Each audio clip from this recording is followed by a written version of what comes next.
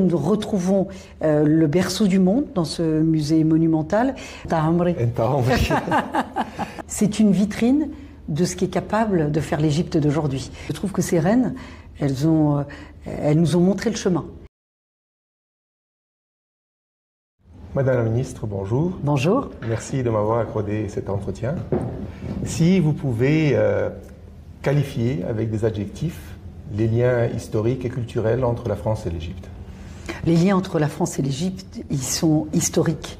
Je dirais même depuis la nuit des temps. Les liens sont d'ordre politique, culturel, j'allais dire patrimonial.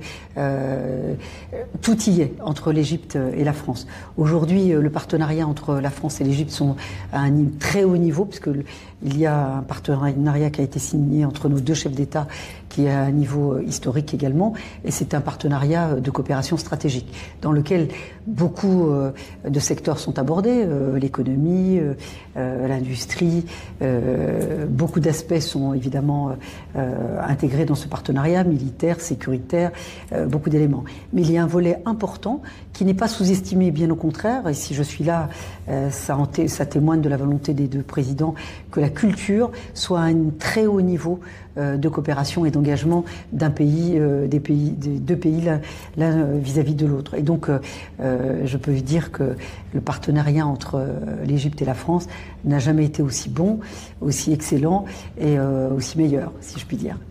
Et si vous pouvez décrire la civilisation égyptienne en quelques mots? Je pense qu'il n'y aurait pas assez de mots pour la décrire. Tous, moi j'allais dire, vous dites Égypte à un enfant, et il sait à quoi on y fait référence. Vous dites Égypte à un adulte, il sait à quoi ça fait référence. Vous allez au fin fond du monde, vous dites l'Égypte, il sait à quoi ça fait référence. À l'histoire, c'est-à-dire que tout le monde connaît les pyramides. Vous dites pyramide, c'est l'Égypte. Vous dites les pharaons, c'est l'Égypte. Vous dites la musique, le cinéma, Kulthum. Qui ne connaît pas Kulthum? Même des gens qui ne l'ont jamais même entendu ou écouté. Ils savent que c'est une artiste égyptienne qui est devenue universelle. D'ailleurs, quand vous écoutez ces chansons, même si vous n'êtes pas arabisant, vous êtes emporté par la mélodie. Et si vous êtes arabisant, vous êtes emporté par le texte, qu'ils sont intemporels d'ailleurs. Et donc, pour moi, l'Égypte, ce sont les artistes, cette grande histoire, c'est un grand pays. Et l'Égypte, cette année-ci, pour vous, était importante. Vous êtes venu en Égypte 2 fois. Oui. Vous avez rencontré le ministre de Tourisme et d'Antiquité. Vous avez rencontré votre homologue. Il y avait même une cérémonie pour un livre qui a été publié sur l'obélisque de Luxor, à la place de la Concorde. Alors On a même un cinéma qui a été restauré, le Luxor. Donc vous voyez, tout nous ramène à l'Égypte. Est-ce qu'il y a des nouveaux engagements entre la France et l'Égypte? Alors d'abord, on a un engagement, s'agissant de la culture, extrêmement fort et qu'on va renforcer et amplifier. Moi, je remercie d'ailleurs l'ambassadeur, notre ambassadeur qui est ici, la responsable de l'Institut français, mais aussi les conseillers culturels. Parce que moi, je viens, comme ministre, je viens constater ce qui a été fait et je viens relancer ce que nous voulons encore faire. Donc moi évidemment je suis dans un confort avec notre diplomatie française qui aujourd'hui travaille main dans la main avec toute la société égyptienne, la société civile, les politiques, les artistes, j'allais dire les enseignants, tous ceux qui font l'Égypte d'aujourd'hui. Et donc, la coopération entre l'Égypte et la France, elle se fait beaucoup au niveau de la société civile. À la limite, avec mes homologues, on consacre ce qui existe. On consacre ce qu'on veut encore faire. Et donc, dans le livre, et là, après notre entretien, je vais aller à la librairie Diwan, parce que ce sera une première. Nous aurons des livres français qui seront édités, imprimés en Égypte, en langue française. Et c'est une attente forte, d'ailleurs, de milliers, pour ne pas dire de millions d'Égyptiens. Et donc ça, c'est extrêmement important. Sur le cinéma, je vais envoyer très bien prochainement le président du Centre national du cinéma pour continuer à amplifier cette coopération dans la coproduction entre la France et l'Égypte, mais aussi sur la formation d'artistes, sur aussi des programmes d'échange, des résidences d'artistes. Beaucoup de choses, évidemment, se font dans ce domaine. Dans le domaine aussi patrimonial, que ce soit sur l'archéologie, sur l'architecture. Donc notre coopération et notre partenariat dans le domaine culturel est extrêmement important. Nous devons nous revoir bientôt avec mon homologue pour pouvoir rédiger une feuille de route, pour mettre tous les aspects, tous les volets de la culture concrètement, quelles vont être les nouvelles avancées. Et là, nous avions un déjeuner avec des artistes égyptiens qui, chacun à leur niveau, nous ont dit quels étaient leurs échanges avec la France et qu'ils souhaitent évidemment encore amplifier. Et nous avons discuté, d'ailleurs, nous allons peut-être expérimenter de pouvoir avoir des services civiques dédiés justement à l'accès à la culture, c'est-à-dire qu'au domaine culturel, dans les écoles et dans des écoles populaires égyptiennes, et pas uniquement les missions françaises, mais de pouvoir toucher dès le plus jeune âge le public égyptien pour découvrir la culture française, et de la même manière pour le jeune public français de pouvoir découvrir aussi la culture égyptienne. Et donc c'est tout l'enjeu de la coopération que nous mettons en œuvre et que nous allons amplifier. Ça c'est le présent, le futur, mais il y a aussi le passé. Nous avons un long passé. Il y a des instituts français qui sont là depuis des décennies, comme l'IFAO, comme l'Institut français et d'autres. Quels sont les projets en cours de ces instituts? C'est à peu près tout ce que je vais vous dire. Alors moi j'ai une vision globale de la culture.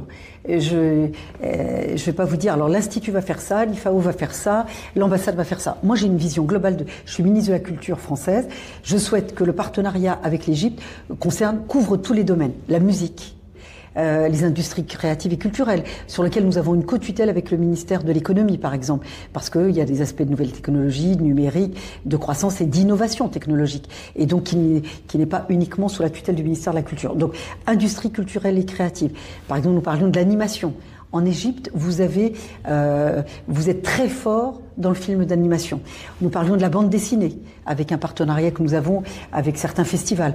Et donc, c'est de voir tous ces volets culturels, tous ces secteurs culturels, tous ces acteurs culturels, comment évidemment on continue à porter des projets ensemble, à les créer, à les lancer et à les développer ensemble. Je pense que l'année prochaine et celle d'après seront aussi des années d'Égypte pour vous aussi. Mais c'est intemporel. Ça a existé depuis, nous n'étions pas là, et ça continuera après nous. Ça, c'est une certitude. Vous avez déjà visité le Grand Musée. Oui. Quelle est votre perception, point de vue technologique, scénographie, design? D'abord, c'est un lieu universel de l'histoire du monde.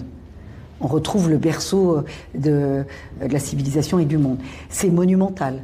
C'est aussi une prouesse technologique. C'est une vitrine de ce qui est capable de faire l'Égypte d'aujourd'hui, avec ses prouesses technologiques, ses prouesses culturelles.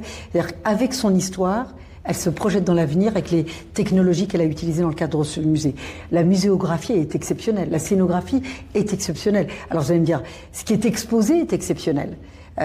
Et donc, j'allais dire, nous retrouvons le berceau du monde dans ce musée monumental qui est donné à voir au monde entier. Tout à l'heure, nous allons assister à l'inauguration officielle de ce musée. Le monde entier sera là. Ça démontre bien tout l'intérêt que nous avons pour l'Égypte. Et d'ailleurs, pendant cette inauguration, l'Égypte, le Caire, ce musée seront le centre du monde. Et ce soir, vous allez découvrir pour la première fois Toutankhamon. Et quand on voit des choses extraordinaires comme ça, on a une certaine musique qui nous va dans la tête. Vous avez évoqué Kalsoum, je sais que vous l'aimez beaucoup. Peut-être quelle chanson de Kalsoum vous aurez dans la tête? Anta Amri. Anta Amri. La dernière question. Si vous étiez une reine égyptienne ou vous pouvez rencontrer une reine égyptienne, laquelle choisiriez-vous? J'allais dire toutes. Pourquoi? Parce qu'elles ont chacune une qualité différente. Et moi qui suis une femme, et souvent on aborde les femmes ou le droit des femmes de manière très inégalitaire et toujours aux dépens des femmes. Je trouve que ces reines, elles nous ont montré le chemin parce que elles dominaient le monde. J'allais dire, elles dominaient les hommes, mais elles dominaient la chose politique, la chose publique. Et donc, que ce soit la beauté, la stratégie, la vision, le temps long. Donc chacune a évidemment une qualité dont je rêve. Voilà. Madame Dati, merci beaucoup. J'espère vous revoir plusieurs fois en Égypte, mais avec un dossier moins chargé.